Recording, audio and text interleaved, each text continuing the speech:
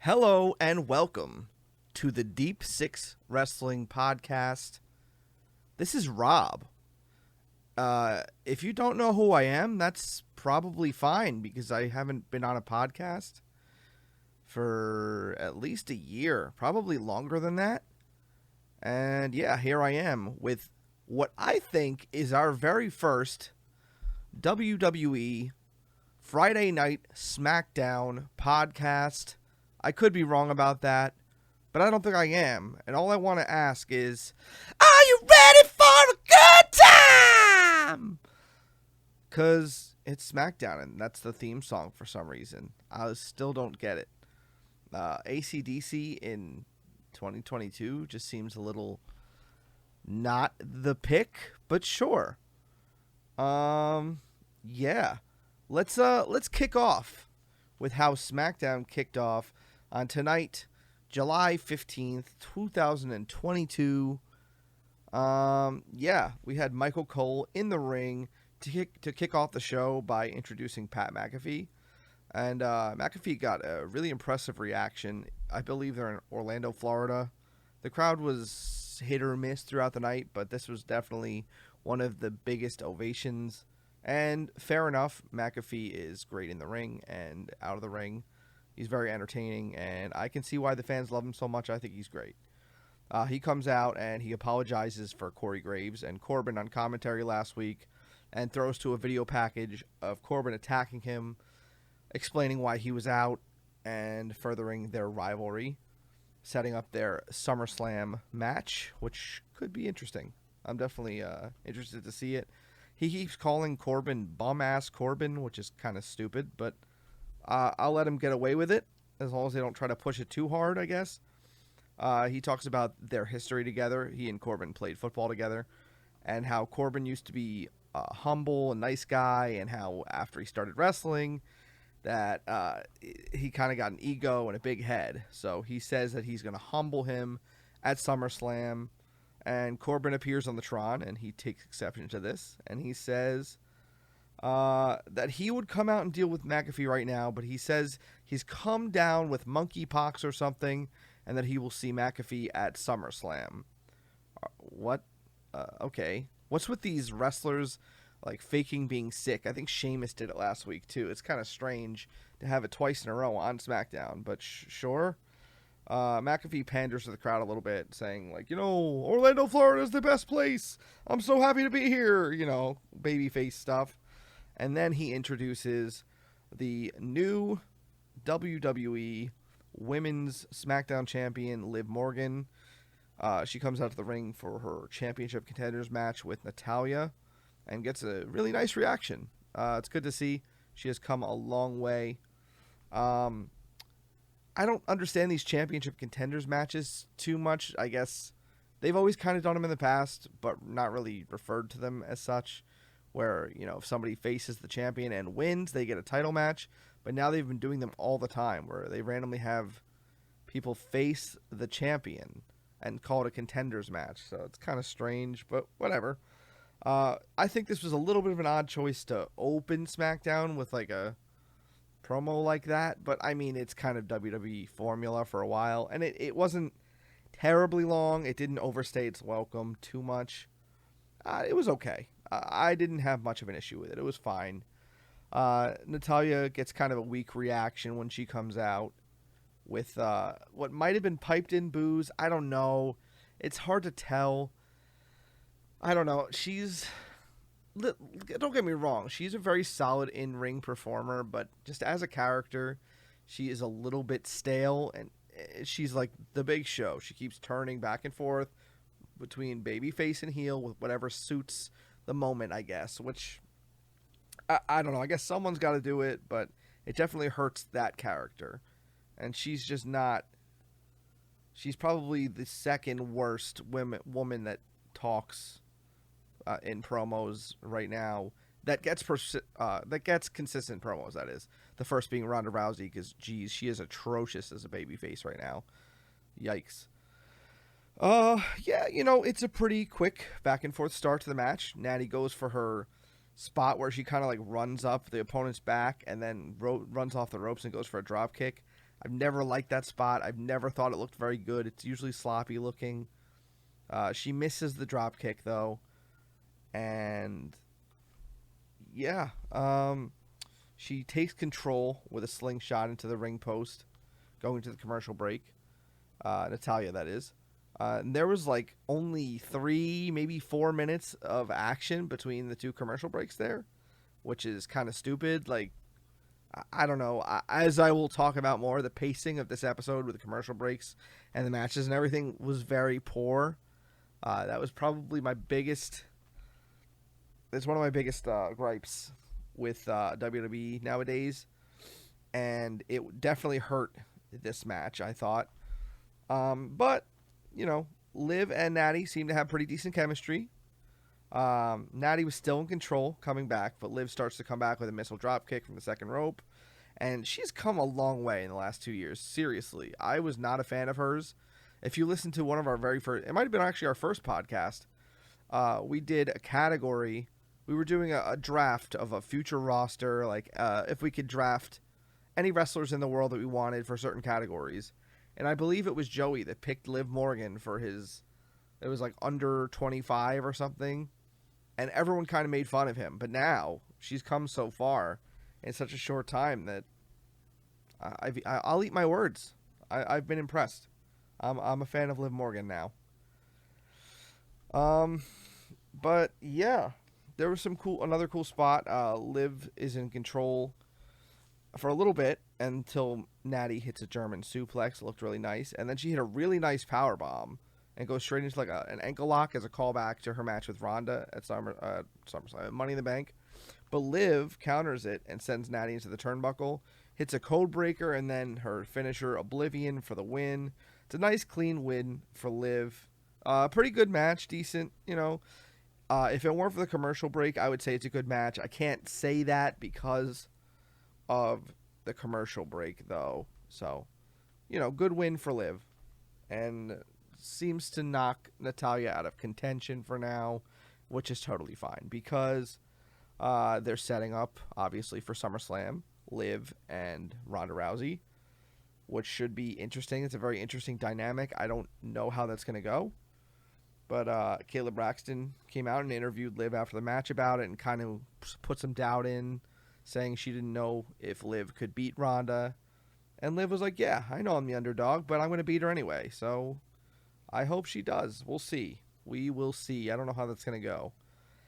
We cut then to backstage with Megan Morant interviewing Theory, who talks a little bit about his match with Lashley coming up at SummerSlam for the U.S. title and says he's going to win it back, even though he's already the Money in the Bank title holder, and he's going to cash in on whoever wins in the last man standing main event, so he's going to be a double title holder. He also acknowledges that Dolph Ziggler is a future rival and that he's watching out for him. Paul Heyman then comes up and sends Megan away and compliments Theory, says he's great and he's the future. And he claims that he's responsible for the biggest break of Theory's career. What this is, I don't know. He just says that. And he tries to convince Theory to set up a scheduled title match against Roman at a later date instead of cashing in at SummerSlam. It says he'll handle everything for Theory, and Theory declines and says he's going to cash in and win at SummerSlam. He then mocks Heyman a little bit, and he walks away. It's heel and heel dynamic here is a little weird.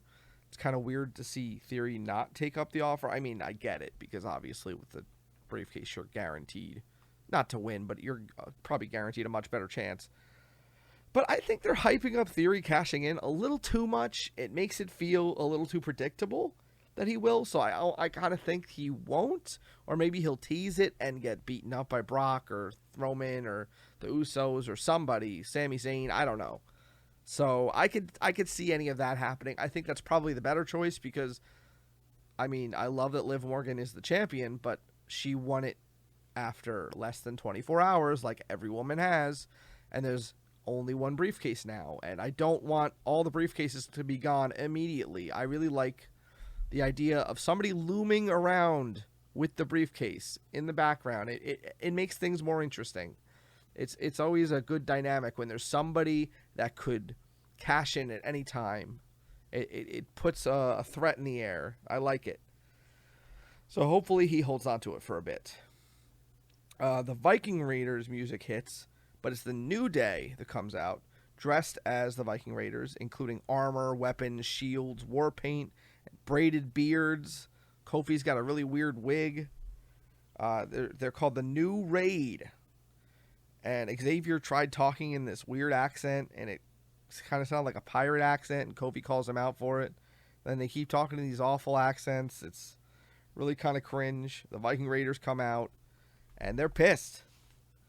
And then Xavier gets the crowd to call them ugly. It's in the UGLY, you ain't got no alibi chant. It's kind of... How old is that? That's got to be so old. Like, the kids don't know what that is. I barely know what that is. Come on. But I don't know. The Viking Raiders are really mad at this, and they start coming to the ring. Xavier blows like a Viking horn, and for some reason, Jinder Mahal and Shanky come out and attack the Raiders. And they drive them back. I guess they have reason. I think they got attacked on SmackDown last week or the week before. So I guess that's why these two teams are like teaming up against the Viking Raiders. And then everybody dances in the ring except Jinder, who looks pretty disgusted. It's kind of a random thing that just happened. Pretty stupid. Not the best use of the New Day, in my opinion. They've been kind of mired in very mediocre feuds for a bit now, which is a shame because they are so talented. Hopefully when Big E comes back, he comes back like, who knows when it's going to be, because, that's a serious injury. But hopefully he does come back within a reasonable amount of time and things get back on track for the New Day, because it's a shame to see them in the position they're in, because they're so talented and they're very entertaining. I'm guessing the payoff to the Shanky and Jinder pairing is that Jinder's going to dance. So I guess there's that. I don't know. I thought Jinder was going to turn on him, but he already has a couple times, and they stick them together still. So I don't know. Whatever. We cut backstage, and Kayla Braxton is interviewing Ludwig Kaiser and Gunther, and she asks why Gunther attacked Ludwig last week, and he says failure is unacceptable, and losing has consequences. It's announced that next week Ludwig has a match with Shinsuke Nakamura, a rematch, and they speak a little German, and then Gunther chops the shit out of Ludwig to psych him up, I guess, for the match, and to warn him that if he loses, there's going to be some consequences. Oh my God, it was pretty brutal. I mean, I've seen some really brutal Gunther chops, but this was a pretty bad one, and Kayla looked shocked. She couldn't believe it. Yikes! I wouldn't want to get hit with one of those. Aaliyah heads to the ring for a match with Lacey Evans, and she gets pretty much no reaction for a good reason. She's never really on TV, and when she is, she doesn't really make much of an impact, so I can't really blame the fans for not really reacting very much. Lacey comes out to some boos. She gets a pretty good heel reaction, and then she stops her music and has it started again and gets booed even more. She starts cutting a promo and she's running down the crowd. Actually, she's kind of just talking up her own accomplishments, but she's kind of doing it in a way that's like, I'm not better than you, but I am better than you. Like, it's very condescending, and the crowd's booing her. She's getting a great reaction, honestly. And she's definitely much better cast as a heel. They tried to book her as a babyface when she came back. Though, to be fair, the way they did it was kind of half-assed. Like, they kind of were like, she's a face. No, wait, she's a heel. No, she's a face. She's a heel. They weren't really sure. They were very non-committal. And that's probably why the fans didn't really take to it so much. And obviously at Money in the Bank, she got a lot of heat. So it's probably for the best. She is definitely a good heel. So probably keep her in that for now. She offered like a fake apology to the crowd. And then she was like, oh, you didn't accept it? Well, you can go to hell. I guess that's her like catchphrase now. I don't know. But sure, I mean, that works. But then she just randomly left. It was supposed to be a match. And the whole time, mind you, Aaliyah is just standing in the ring awkwardly. And this whole time this is all going on, she's just standing there. And then she cuts this promo and leaves. And then nothing happens. That's it. That was it. Weird booking. I don't understand why why not just make this a promo segment? Why is this a match? What is the purpose of that? I don't get that. That's kind of weird booking. I don't like that very much. Drew McIntyre is out next to a very strong reaction. The crowd loves this guy, and for good reason.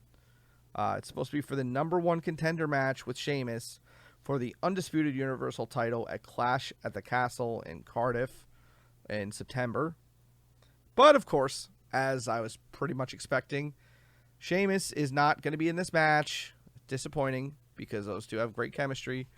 And they would beat the hell out of each other. But it's Ridge Holland, because last week Sheamus had Butch in there instead of himself. So now it's Ridge Holland. But, you know, I can't be too surprised. I was expecting this. I guess Sheamus wants to wear down Drew before their eventual match, which it makes sense. That's heel logic for you. It makes sense. Drew was ready for it, though. And he dominates early. He even does Sheamus's beats at the Bodhrán move, where he, you know, has them on the outside of the apron and hits their chest with his fist. That's cool. It's a cool little spot. Butch distracts McIntyre, though, and allows Ridge to take control for a bit. But quickly, McIntyre takes it back. He hits a Glasgow kiss, headbutt, and then he hits a white noise to mock Sheamus a little more, and finishes off Ridge with the Claymore. It was short, very short, probably under 3 minutes even, maybe something like that. It was fine for what it was, though. I mean, this was never going to be a barn burner. I'm sure if they were given more time, it would be a pretty good match, but it just, for what it was fine. I kind of expected it, so, you know, hopefully the eventual match with Sheamus is said barn burner. I'm looking forward to that. And it'll set up a hell of a main event for Cardiff, because either way, Drew versus Roman or Drew versus Brock Lesnar is a fitting main event for that show. I mean, Sheamus could surprise, but I don't see that happening. That's a match tailor-made for Drew to main event that pay-per-view. And possibly take the title. We'll see. Next up, here comes Theory. He's been like the centerpiece of this show, I feel like. He's coming to the ring for a match with Madcap Moss. And then we go to commercial break, and it's completely unrelated to everything else. But one of the commercials I saw was for a National Geographic's version of Shark Week called Shark Fest. And it parodies the song Shots by Lil Jon. And it just features the word sharks, like sharks, sharks, sharks, sharks, sharks. I loved it. Stupid, but great. That's good marketing right there. It's memorable. It's silly. It's catchy. Love it. I'm not going to be watching Shark Fest, but it made me know what it is at least. And then when we come back from commercial, Megan Morant is interviewing Madcap Moss, before the match. And, Theory's still in the ring. Okay. Keep that in mind. Heyman shows up again and sends Megan away, and he's trying to recruit Moss now.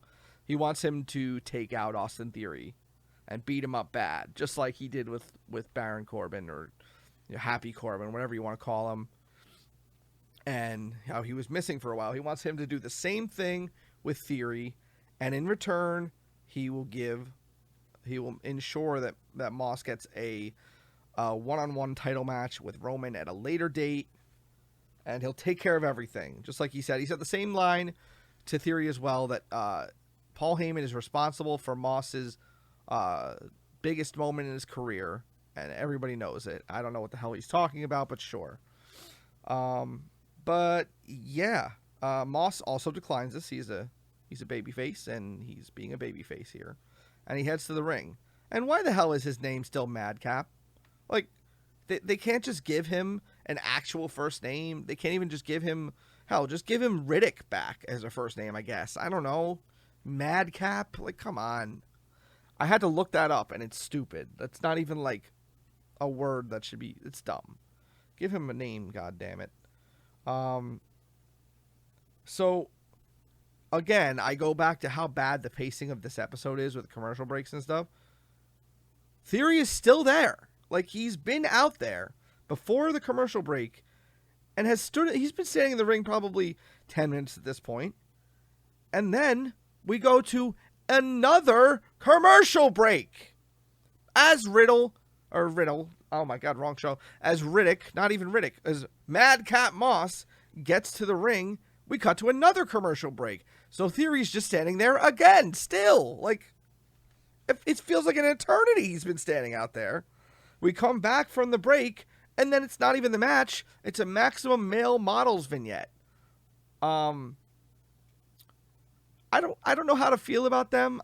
I think their presentation has actually been pretty funny so far, like pretty interesting.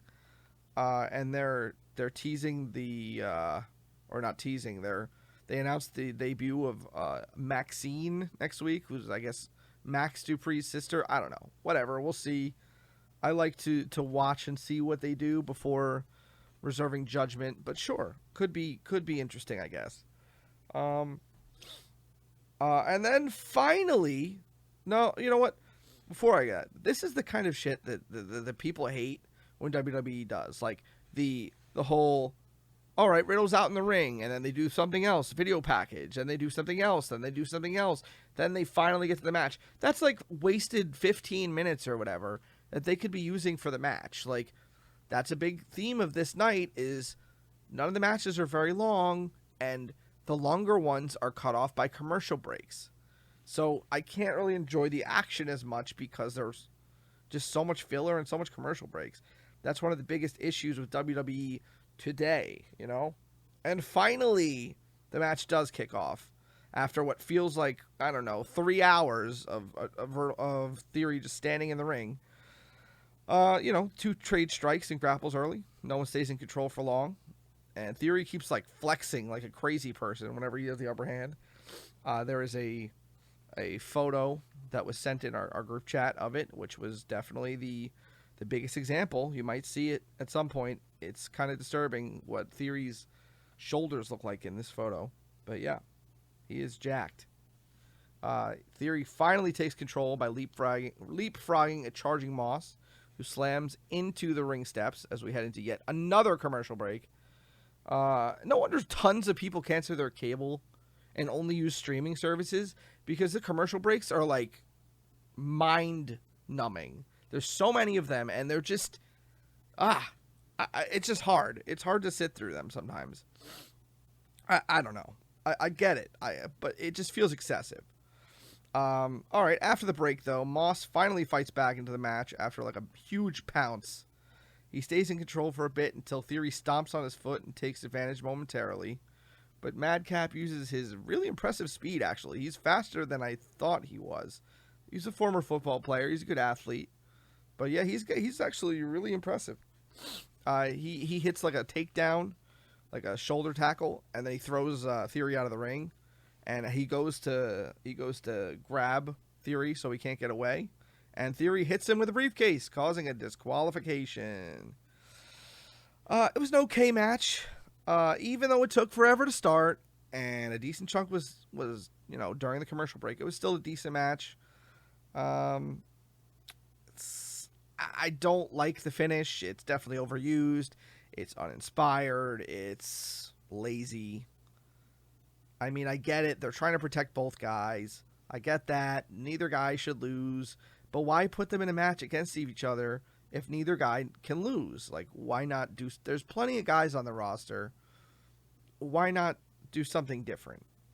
I mean, at least we get the moment at the end here, which is, Sami Zayn comes out and says Theory has been disrespecting Roman Reigns, and he demands an apology, and that there will be consequences if there was no apology. And Theory's like, no, what are you going to do about it, And he mocks Zayn, because Zayn's got a sling on. He says his arm's hurt. And the Usos come out, and Theory starts retreating, and he runs right into to Madcap, who attacks him and throws him into the crowd, and, he at least gets some comeuppance. That was a fun little moment. But I have to say, like, all of those guys, the Bloodline, Sami, and Theory are all heels. So who are we cheering for in that scenario? It almost feels like we're cheering for Sami Zayn and the Usos, which is kind of strange. But, I mean, I was cool with that. That was fine. It was a nice little moment. So, yeah, harmless. And, Madcap gets some of his shine back on that. The main event of the evening is Jimmy Uso versus Angelo Dawkins, which does not sound like a very good main event on paper. I guess it's a pretty hot feud going in, which is fair, but it just doesn't sound like the most, inspiring main event.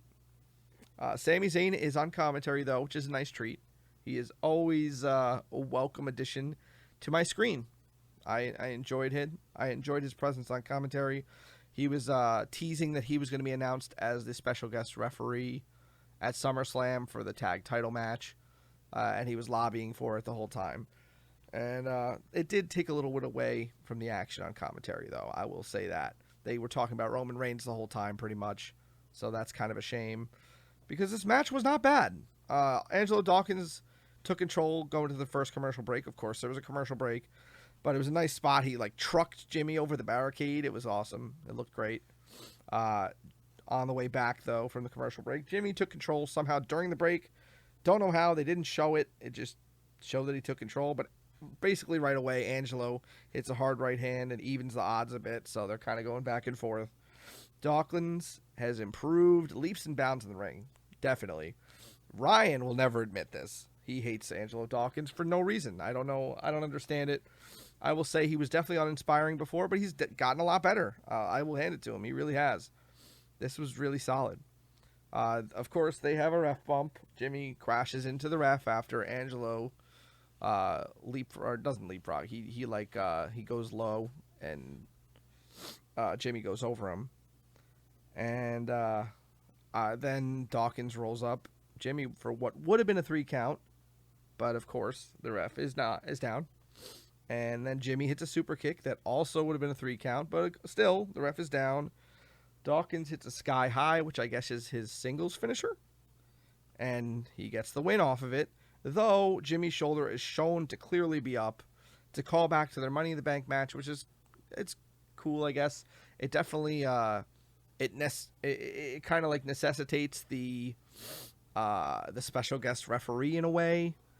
So there's that. Clearly, Charles Robinson was hurt, so he didn't see it, It was a decent match. It was a little short. Even with the commercial break, it was still a little short. You'd think with the main event they would give it more time, but, it was fine for what it was. I just wish the commercial break hadn't been in it, because it would have been much better. There were a lot of cool spots. Dawkins did some cool stuff. But, it was decent. I can't complain about that. And then finally, to end the show, Adam Pearce comes out to announce the special guest referee at SummerSlam. And it is somebody I never would have expected in a million years. It is Jeff Jarrett. That is a strange pick. Again, I never would have guessed it. Never would have thought it. Never saw it coming. I guess it could be fun. I mean, he's gonna call it down the middle, I guess, so that's good. I don't know. We'll see. I was expecting something else. I don't know. I don't know what I was expecting, but not that. And then we end the show with the Street Profits and the Usos brawling in the ring. The refs come in, they try to separate them, but they cannot break them up, and that's just how the show fades to black. It was kind of a mediocre episode of SmackDown, I'm not going to lie. Lots of poorly timed commercial breaks. Pretty much all the matches were stunted because of it, which is a shame because there were some decent matches. But they were definitely not able to live up to their potential, which is a shame. But, you know, there's always the future. SummerSlam is building to be pretty interesting, though, so hopefully it will be. My favorite match of the night, I will have to say, was Liv Morgan and Natalya. I think that had probably the most ring time out of any match, and they had decent chemistry. I wouldn't mind seeing more of them, and yeah, that's about it. I'm going to be trying to do this regularly, so maybe you'll be catching me on more weekly podcasts. Maybe I'll pop up on AEW here and there. Maybe I'll pop up on more pay-per-view podcasts and stuff. My schedule has recently changed, so we'll see. But definitely be on the lookout for more of these Friday night SmackDown reviews. I will try to do them every Friday if I can. And thank you guys for listening, and I'll see you next week.